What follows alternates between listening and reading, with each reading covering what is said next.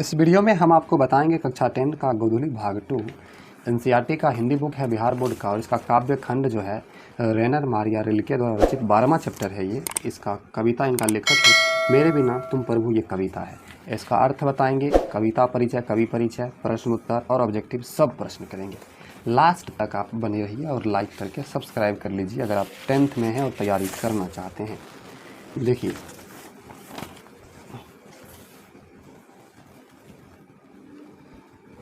सबसे पहले जो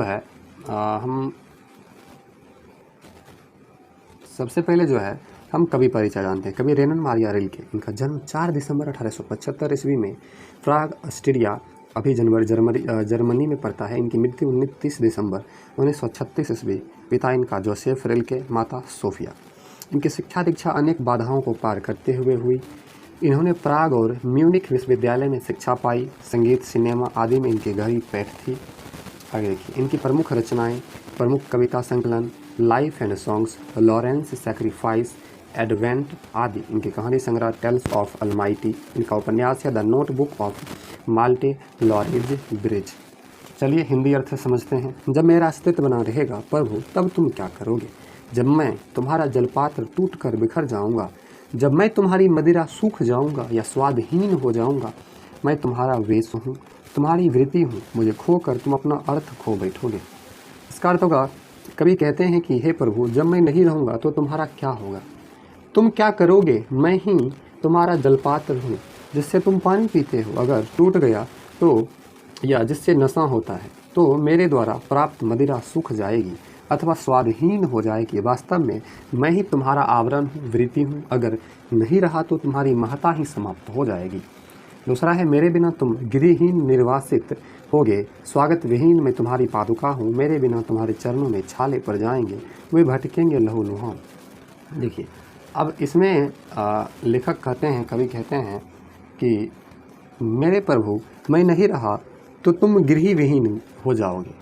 कौन करेगा तुम्हारी पूजा अर्चना? वास्तव में मैं ही तुम्हारी पादुका हूँ जिसके सहारे जहाँ जाता हूँ तुम जाते हो, अन्यथा तुम भटकोगे। तुम्हारा शानदार लबादा गिर जाएगा। तुम्हारी कृपा दृष्टि जो कभी मेरे कपोलों पर की नर्म सैया पर विश्राम करती थी, निराश होकर वह सुख खोजेगी जो मैं उसे देता था। तो कवि कहते हैं कि मुझसे ही तुम्हारी शोभा है, मेरे बिना किस पर कृपा करोगे? कृपा करने का सुख कौन देगा? मेरे बिना तुम्हारा सुख साधन विलुप्त हो जाएंगे जो मैं तुम्हें देता था। देखिए अगला है, दूर की चट्टानों की ठंडी गोद में सूर्यास्त के रंगों में घुलने का सुख। प्रभु मुझे आशंका होती है, मेरे बिना तुम क्या करोगे? तो इसका उत्तर होगा, कवि कहता है कि जब मैं नहीं रहूँगा तो संध्याकालीन अस्त सूर्यास्त होने की सुंदर लालिमा का वर्णन आखिर कौन करेगा? क्योंकि उस समय सारा वन प्रांत सूर्य की बिखर रही लाल किरणों के संयोग से अद्भुत प्रतीत होता है। इसलिए कवि को आशंका होती है कि मैं नहीं रहा तो तुम क्या करोगे। प्रश्नोत्तर इसका है, शानदार लबादा किसका गिर जाएगा और क्यों? 2015 में पूछा गया था। इसका उत्तर होगा, कवि के अनुसार भगवत महिमा भक्त की आस्था में निहित होता है। भक्त भगवान का दृढ़ आधार होता है, लेकिन जब भक्त रूपी आधार नहीं होगा, स्वाभाविक है कि भगवान की पहचान भी मिट जाएगी। भगवान का लबादा अर्थात चोंगा गिर जाएगा। दूसरा प्रश्न है, कवि किसको कैसा सुख देता है? तो इसका उत्तर होगा, कवि भगवान की कृपा दृष्टि की सैया है। कवि के नरम कपोलों जब भगवान की कृपा दृष्टि विश्राम कर लेती है, जब भगवान को सुख मिलता है, आनंद मिलता है, अर्थात भक्त भगवान का कृपा पात्र होता है और भक्त रूपी पात्र से भगवान भी सुखी होते हैं। कवि रेनर मारिया रिल्के ने अपने आप को जलपात्र और मदिरा क्यों कहता है? 14 और 17 में पूछा गया। कवि अपने को भगवान का भक्त मानता है। भक्त की महत्ता को स्पष्ट करते हुए कवि ने भक्त को जलपात्र और मदिरा कहा है, क्योंकि जलपात्र में संग्रहित होकर भगवान अपनी अस्मिता प्राप्त करता है। इसी तरह भक्ति रस के निकट आकर भगवान इससे प्रसन्न हो जाते हैं। अगला प्रश्न है, कवि को किस बात की आशंका है? चलिए जानते हैं। कवि को आशंका है कि जब ईश्वरीय सत्ता की अनुभूति कराने वाला प्रतीक, आधार या भक्त नहीं होगा, तब ईश्वर का पहचान किस रूप में होगा? प्राकृतिक छवि, मानव की हृदय का प्रेम, दया, भगवत स्वरूप है, ये सब नहीं होगा, तब उस परमात्मा का आश्रय क्या होगा? मानव किस रूप में ईश्वर को जान सकेगा? इस प्रश्न को लेकर कवि आशंकित हैं। अगला है, कविता के आधार पर भक्त और भगवान के बीच के संबंध पर प्रकाश डालिए। 2012 के एनुअल एग्जाम में पूछा गया।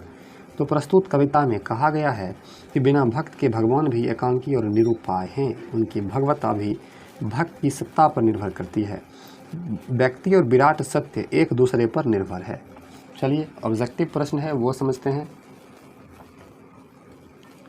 देखिए, मेरे बिना तुम प्रभु के लेखक कौन हैं?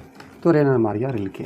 रेनर मारिया रिल्के का जन्म कब हुआ? 4 दिसंबर 1875 को।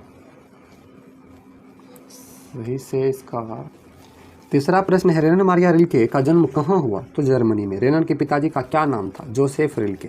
रेनर के माताजी का क्या नाम था? सोफिया। भक्त रिल्के भरबू से क्या करता है तो प्रश्न करता है। रेनर मारिया रिल्के किस भाषा के कवि हैं? तो जर्मन। रिल्के की कहानी संग्रह है टेल्स ऑफ ऑलमाइटी। रिल्के का कविता मेरे बिना तुम प्रभु है भावात्मक रहस्यवाद। भक्त कवि अपने को भगवान का क्या मानता है? जलपात्र। निर्वासित का अर्थ क्या होता है? बेघर। पाठ्यपुस्तक में संकलित रिल्के की कविता का हिंदी अनुवाद किसने किया? तो धर्मवीर भारती। अगला प्रश्न है, लाइक कर दीजिए अभी तक आप लाइक नहीं किए हैं। पाठ्यपुस्तक में संकलित रिल्के की कविता किस भाव की है? तो भक्ति।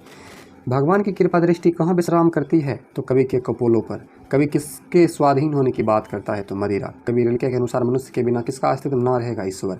कवि रिल्के के अनुसार ईश्वर को सर्वशक्तिमान के रूप में किसने प्रतिष्ठित किया है? मनुष्य ने। रिल्के की काव्य शैली कैसी है? तो गीतात्मक। मेरे बिना तुम प्रभु किस भाषा से अनुवादित है? जर्मन। दूर चट्टानों की ठंडी गोद में किस कवि की पंक्ति है? तो रेनर मारिया रिल्के का। कवि अपने को भगवान का क्या मानता है? तो पादुका। लबादा का अर्थ क्या होता है? परिधान। रेनर मारिया रिल्के की मृत्यु कब हुई थी? 1926 ईस्वी में। भगवान का अस्तित्व समाप्त हो सकता है भक्त के ना होने पर। चरणों में छाले पड़ जाएंगे, वे डैश हो जाएंगे, तो लहूलुहान भटकेंगे लहूलुहान। किसे खोकर ईश्वर अपना अर्थ खो बैठेंगे? तो भक्त को। तो इस प्रकार से गोधूली भाग 2 का काव्यखंड का 12 चैप्टर 1 से 12 चैप्टर का हमने अर्थ क्वेश्चन आंसर सारा चीज़ बताया है। और लाइक कर दीजिए। आपसे एक भी वीडियो अगर मिस हुआ है तो आप क्या कीजिए, प्लेलिस्ट में चेक कीजिए और सारा वीडियो ज़रूर देखिए। Thank you. मिलते हैं अगले वीडियो में।